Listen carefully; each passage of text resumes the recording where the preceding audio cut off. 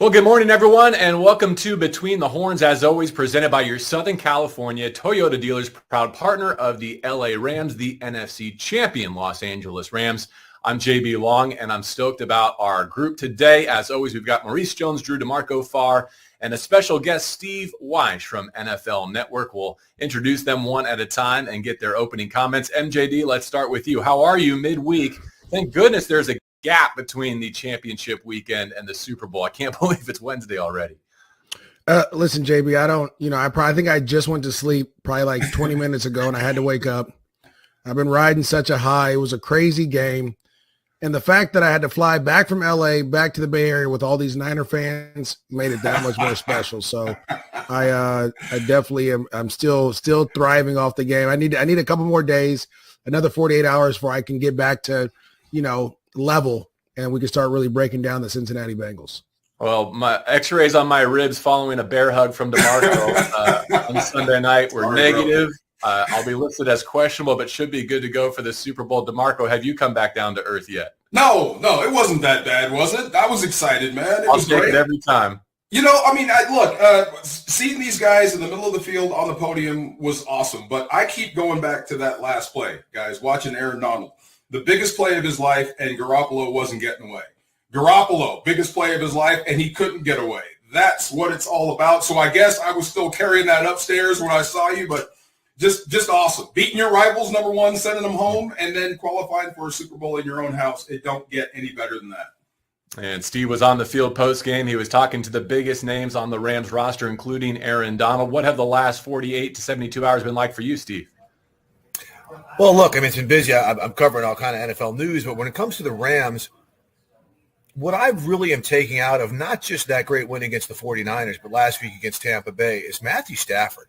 The way he has performed down the stretch should erase any doubt that he is not a clutch player, that he can't make the big play at the right time.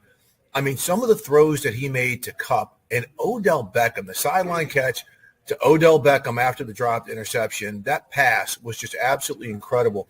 And just the leadership he has shown, which has spurred the faith and trust in him to take them all the way. I think that's the guy I continue to look at when I look at this playoff run for the Rams. We'll get first impressions on the matchup with the Bengals, but we want this show to be mostly basking in and soaking up the NFC Championship. We'll come back next week and break down everything Bengals and Rams. But Steve, to that point, you touched on it a little bit from an individual standpoint, but from a big picture, 30,000-foot view, if I started the sentence with my lasting memory of the NFC Championship game at SoFi Stadium is going to be, how do you think you would complete that sentence or paragraph? That all of the offseason acquisitions are worth it. Everything that they've done, even Sony Michel. We tend not to mention Sony Michel with the offseason acquisitions of Matthew Stafford and Von Miller and Odell Beckham. But even what he was able to do, people forget some of the pass protection stuff he was doing, when the Niners were coming in. So, but the Rams have thrown traditional team building and roster building into the wind. They traded away high draft picks. They've gotten proven veterans. And because Sean McVay is a great head coach and he's got a fantastic staff that develops the talent, right? The back end draft talent, some of these guys that they procure from other teams' practice squads, and able to mesh that with superstars and to be able to have, pros like Jalen Ramsey and Aaron Donald, except Von Miller and Odell Beckham, to be able to mesh all that together to get where they are, I think it speaks absolute volumes about the culture of the club and the leadership of Sean McVay. Yeah, great call. I don't think anyone's asking for those picks back in the exchanges they made with other teams, especially as they become less and less valuable with each win this postseason for the Rams. DeMarco, how about for you? Same question. You had that great chill-inducing speech for us going into last weekend about all the implications and ramifications. Now on the back end, how do you tie it all together? Funny, what Steve just said. I never include Sony Michel with those offseason moves, and I don't know why. I guess 845 yards leading your team in rushing isn't as sexy as it used to be. So, but you have to. Think about him coming out of that 3-game losing streak and then getting right with him running the football with two tights, bringing in the extra tackle, watching Sean McVay kind of morph into a different football coach. He was huge for you, and he deserves it. And one thing about OBJ, I'm glad I don't tweet because I didn't like him in New York. I love him now. I get to see him up close, and I kind of understand what type of athlete he is, and I guess what he needs to be successful. And that goes back to Matthew Stafford. I wonder, is he going to have the appeal of, say, Terry Bradshaw, to where you can win a Super Bowl and become a national hero at the same time? Because I don't see what the negatives are. He's been nothing but a leader. But, yeah, just watching all these guys come together, OBJ coming in, Robert Woods going down, and the emergence of him, Cooper Kupp doing it all year, Von Miller rounded into form. Yeah, this has been one heck of a coaching job, and it's been a great job by the coaching staff as much as it is a great job by the players. So it's been fun watching this team change about 3 or 4 different times during one season and still end up where you want to go. This is kind of fun to just pull out some individual names for the team accomplishment and just revisit the contribution they made to Sunday and to the season at large. Maurice, who's on your mind as we get to midweek? Nick Scott. I think kind of talking a little bit about what everyone's talking about, how the additions, you got to think of this. This was, in order to get to this point, all 3 parts of your organization had to work, right? The front office drafting, trading players, your coaches making the right adjustments throughout the course of the game, and then the players buying in. And when Jordan Fuller went down, we were like, like what's going to happen? You go and get Weddle, you go and do all these different things, but it's Nick Scott who shows up in the big timely moments, right? He's the one that laid the hit that we just saw on Deebo Samuel. He's the one that got the interception on Tom Brady 2 weeks ago. He's the one that kind of stepped up to me and made a ton of money. I never thought, and JB, we've had this conversation about Nick Scott a ton. He was just a special teams guy in my eye, right? You didn't draft him to play anything else but be a special teams demon, and then he gets called up to play a safety role, and he looks like an all-pro out there. I mean, tackling in the box, making plays behind the line of scrimmage, and then being able to drop back and play center field and have the range to go out and do it. I mean, that was a huge job by him, the coaches, and the organization of believing in him and his abilities. D-Far, how about the guy next to him? Eric Weddle went from playing maybe 10 to 15 snaps against the Cardinals to 60-plus against Brady and the Bucs, not missing a snap and leading the team in tackles in the NFC Championship game. He's played 1,000 years, 1,000 tackles. I don't know where you guys stood on, Hall of Fame credentials or where he ranks all time, but this has got to factor in. Somebody that's been on the couch for so long to come back and all of a sudden become a major player in a secondary of a Super Bowl defense already. And it looks like he's been there all year. I do like this combo, and that's no disrespect to anybody that's not here or hurt or trying to come back, but Nick Scott and Eric Weddle have held it down in the back end. There is less confusion, and they are more physical. That hit on Deebo might have been the most satisfying hit of my broadcasting career. Anybody else want to deny that? For what Deebo has meant to the 49ers and what he's done to the Rams, seeing him get laid out by a safety was like, wow, I'm glad he got up. I'm glad he's not hurt. And I'm glad the shot was legal. But Nick Scott being that intimidator is exactly what they needed in the back end. Yeah, the NFL gives out that way to play award, like the kind of focus on fundamental hits and tackling. Like as emphatic as that one was, I feel like that meets the criteria. And that combined with the red paint striking Aaron Donald's helmet as he made that clinching play. Like those are 2 impactful visuals for me that I'll always remember about that NFC Championship. Steve, you've already had some great ones. Any other names you want to call out from Sunday night's performance? Well, first off, don't forget Nick Scott got it started against Arizona when he made that big hit on A.J. Green, which led to a challenge, which again led to a huge swing in the game. But what about the O-line, guys? Last I checked, Matthew Stafford was pretty damn clean against a San Francisco front that had eaten people alive, that was hitting 5 sacks a game going back to that Week 18 game. I mean, just the fact that Brian Allen and Havenstein and Whitworth and the guards coming in there, clearing out running lanes, protecting Matthew Stafford, you have got to give them all of the credit because Stafford was clean against Tampa Bay. He was pretty clean against San Francisco. Yeah, pressure was coming, but they did enough for everything to execute the way it was supposed to on schedule. There was not a lot of desperation plays, which we've seen lead to turnovers. So I want to give that offensive line credit. I want to give Greg Gaines credit, the defensive tackle, who's been absolutely amazing. And for 2 straight games, and let us not be blind to this, backup tight end Kendall Blanton has come huge for the Rams. For what he had to do for Higbee in that game when Higbee got hurt, and he showed up with some great third down catches. just absolutely hats off to him for being ready, the coaching staff for having him ready, and for him not withering in a moment where it was easy for him to wither. JB, you called that. You called that on the digital show. I thought you were just messing around. You guys were laughing at me. You guys were laughing at me. They only had 2 active tight ends, Higbee and Blanton, and he was coming off his first NFL touchdown in Tampa Bay. So, no, I think it was a little bit cheeky on my part. I'm not sure I was fully bought into that player of the game. I did end up with Aaron Donald, a much more obvious selection, but I'm glad I put it down on tape. Let the record show. Maurice, I want to go back to our booth for Rob Havenstein for a couple of reasons. One, he got his highest Pro Football Focus grade of his career in that NFC Championship game.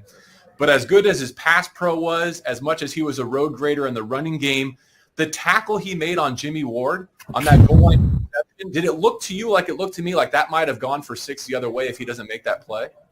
JB, it was gone.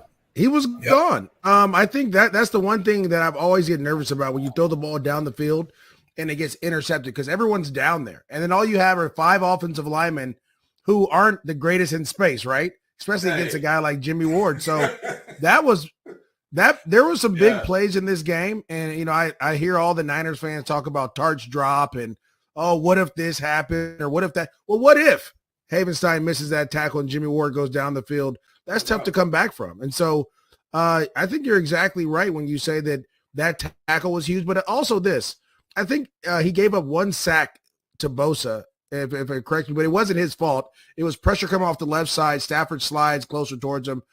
Bosa falls onto it. Other than that, you didn't hear Bosa's name the whole time. That's what you need to give credit for because, like Steve said, he has destroyed everybody.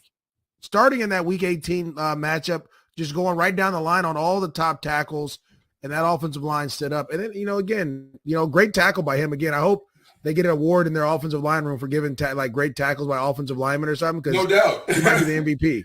See, I got you, Cam. Cam was back there. Cam would have ran him down. He was back there. I got you, Cam Akers. Come on now. But good tackle, big man. 2 quick things on the Tart drop. One, what a professional. What a role model for those of us who make mistakes in all walk of life. The way that he owned that and handled that afterwards, tip of the cap to him. What choice did you have?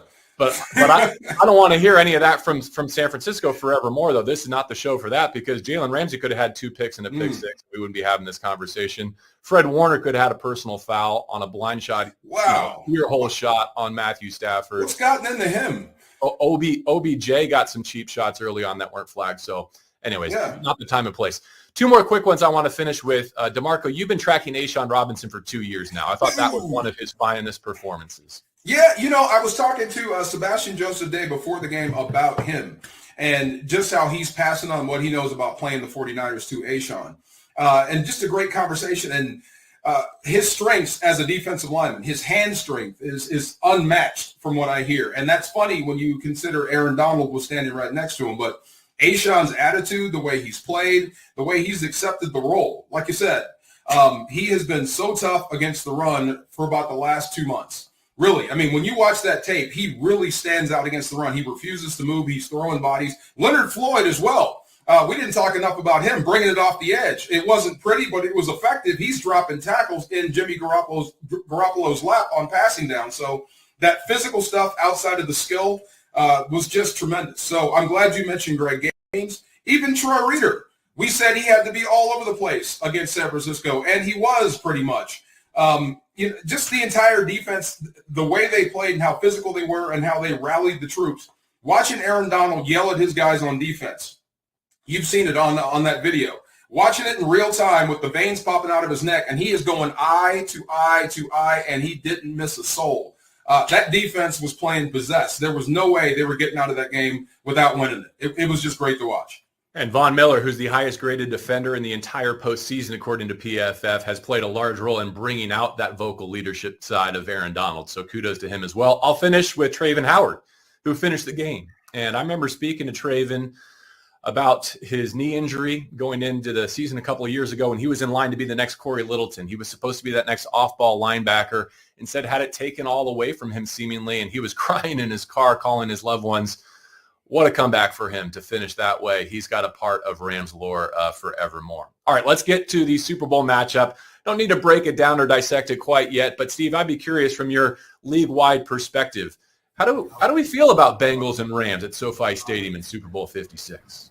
It's going to be a tough game. Look, on paper and by just looking at the big picture, you think the Rams are going to walk over them because they're the veteran team with the stars, and the Bengals are this team playing with house money with all these young players. But Joey Burrow is that dude, right? He is a real dude.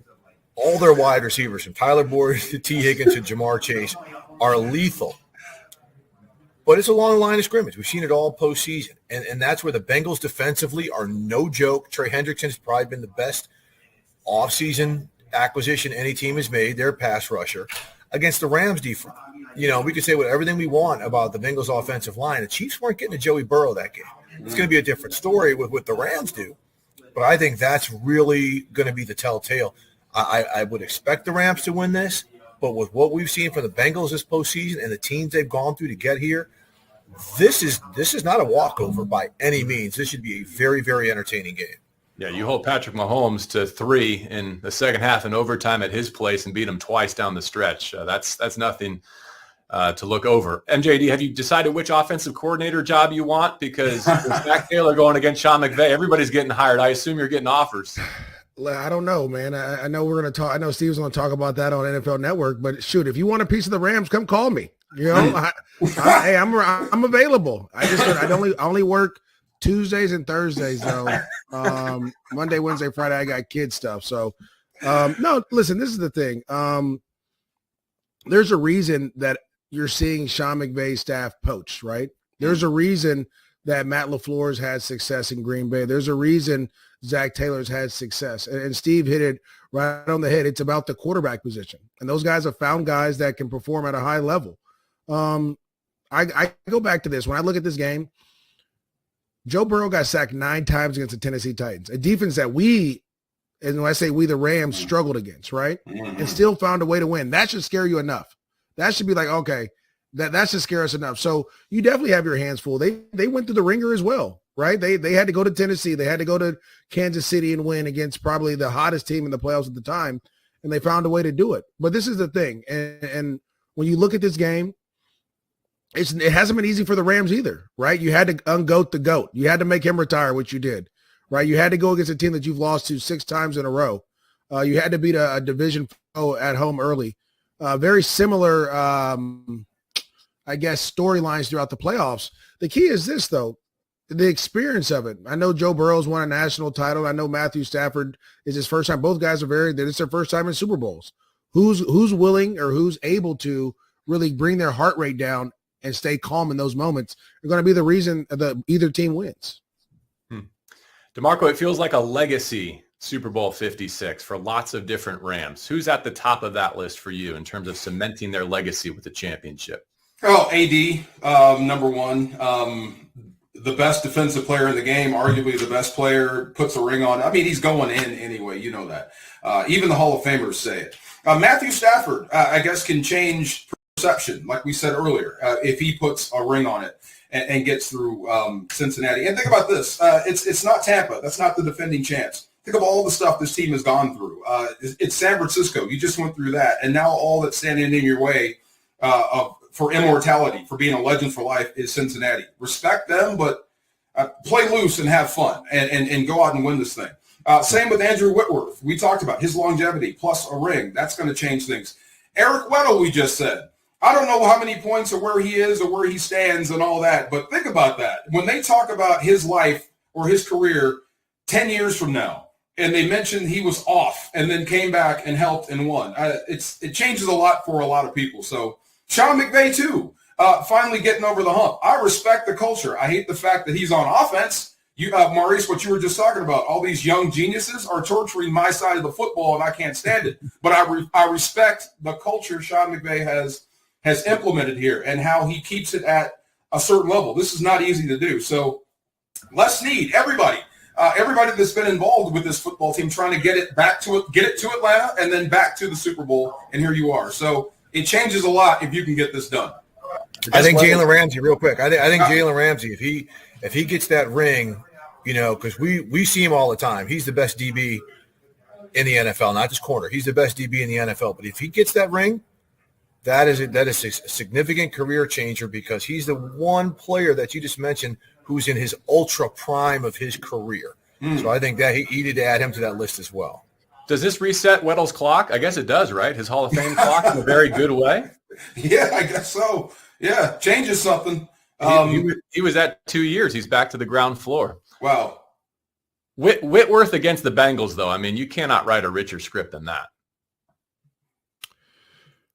First time that's ever been said about an offensive tackle. Well, I was going to say this. I think Whitworth's wife went on like Instagram or Twitter and kind of talked about how like this is bittersweet, right? Because they love everybody in Cincinnati and they're happy for everyone there, but also, you know, there's a selfish side of it. Like, hey, listen, I got to get me mine too. I'm happy for you guys, but it's time, like DeMarco said, to call Beyonce. Yeah. Have somebody put a ring on this thing. Let's go to work. What's LeBron do with the knee? Yeah. Sorry about that, Cincinnati. We got him. You had him. Right. Any final thoughts? Things that I didn't get to, didn't ask that you guys want to close with?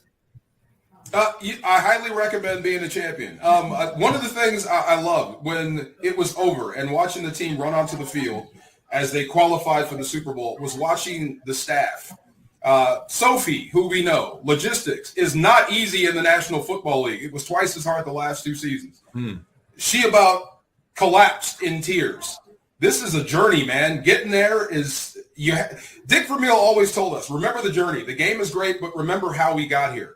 So that was part of it. Seeing the people that helped the players get to where they are now was great. So you're almost there. You're almost to the summit. So keep pushing. One more game to go. You got to get through Cincinnati.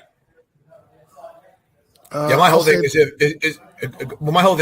Sorry, MJD. If the Rams get it 2 years in a row, teams playing in their home stadium, 2 years in a row, teams using the same tack to get there, pushing all their chips in the middle with veteran players to try to make a shot. So, I mean, will that become a trend? No, it won't become a trend because there's too many general managers who want to earn their salary by drafting well and all of this other stuff. But I just think the character that the Rams have shown with some of the injuries, look, losing a glue guy like Bobby Trees, right, and overcoming that after a 3-game stumble. You know, Matt Stafford taking all the smoke he took for throwing all of those picks. Just the fact, and DeMarco, you said it earlier, they have reinvented themselves 3 times on the way to getting to this point. I just think that's really the big thing that needs to be appreciated about the Rams, whether they win it all or not. For me, it's going to be this. You talked about the journey, DeMarco. Well, think of this. The last 2 weeks, the Rams had to knock off 2 teams that represent the NFC in the last 2 Super Bowls, right? The Tampa Bay Buccaneers at their place and the Niners, who went a couple years ago and did. And that's what this journey is about. You have to go through some adversity and to say you're battle tested, right? To go in there and be battle tested. And so it's been a long ride. Like you said, I'm tired. I'm exhausted. This has been a long season. I can't tell you how excited I am for the Super Bowl. I can't tell you how excited I am for the Super Bowl to be over too, so I can go to sleep. Gas up, son. But this is the thing, they've earned the right to be there. They've earned the right. The no-win November, the reinventing themselves in December, the reinventing themselves in the playoffs, to beating 2 of the last Super Bowl representatives of the NFC. That's a huge story. And so the only way to finish it is the right way, by going out there and playing a great game against the Cincinnati Bengals team that's physical, that plays in that AFC North, that plays that type of ball. And you have to be ready to stop the run like you did against the Niners and be ready to stop probably the most explosive receiving corps that we've seen in the National Football League. All right, MGD, go catch a nap. Go run a mile. Now I'm about to go work out now. I got to go work out. I still got some energy to burn. Get on the elliptical. Come on. Refar, you're the man. Thank you. And NFL Network reporter Steve Weish, who's certainly got a lot on his plate this week and the next couple of weeks. You can follow him on Twitter at Weish89, @Weish89. Steve, always great to see you. Appreciate your perspective. Go get him, sir. Amen. And thanks to our audience for tuning in this week to Between the Horns, presented by your Southern California Toyota dealers, proud partner of the LA Rams. Super Bowl 56, heading to SoFi Stadium, and On Location can make your weekend unforgettable. Enjoy epic pregame parties featuring NFL legends. Choose from an incredible selection of SoFi Stadium seating options. Secure hard-to-find accommodations and get unmatched access through it all. On Location is the official hospitality partner of the NFL and the only way to experience Super Bowl 56. Visit onlocationexp.com/SB56 for more information. One more time. That's onlocationexp.com/SB56. For MJD, Steve Weiss, and DeMarco Farr, I'm JB Long. Much more to come as we get set for Bengals and Rams at SoFi Stadium in Super Bowl 56.